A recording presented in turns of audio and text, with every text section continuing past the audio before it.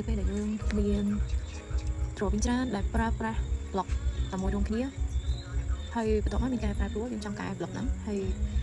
បើសិនយើងត្រូវការបានន័យថាឧទាហរណ៍ថាមានទ្រវិញ4ដែលប្រើប្រាស់ block តែមួយហើយបន្ទាប់មកយើងត្រូវការកែ block ហ្នឹងអញ្ចឹងបើសិនជាយើងចូលទៅ drawing មួយយើងចូលទៅ edit block in place អញ្ចឹងបានន័យថាយើងត្រូវធ្វើបែបហ្នឹងតែចំនួន3ដងហើយបើសិនជាយើងកែនៅក្នុង drawing ទី1បន្ទាប់មកយើង copy paste វាទៅ drawing ទី2អញ្ចឹងវា copy paste ទៅវាអត់កែអា block ផ្សេងទៀតហ្នឹងវាដឹងអស់អា block ដែលយើង copy paste ថ្មីទៅហ្នឹងទៅតាម block ចាស់ហើយ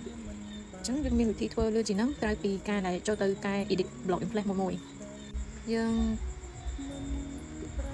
ចឹងដំបូងនៅក្នុង drawing ទី1យើងចូលទៅកែ edit block in place ទៅតាមអ្វីដែលយើងចង់កែទៅបន្ទាប់ពីកែហើយយើង save drawing ហ្នឹងហើយបន្ទាប់មកទៀតយើងចូលទៅ drawing ទី2ដែលយើងចង់កែ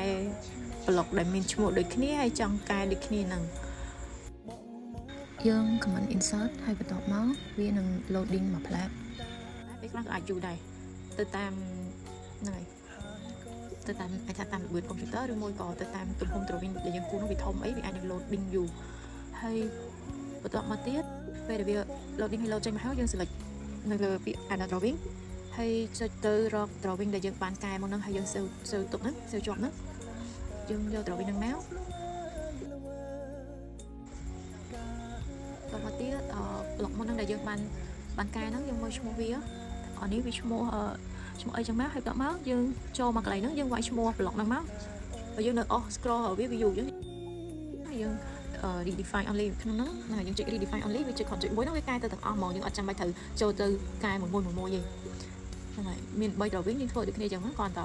ហើយយើង comment insert ម្ដងហើយមិនបាច់ comment ម្ដងទៀតវាជាប់នៅហ្នឹងហ្មងយើងគ្រាន់ select redefine មកវាលឿន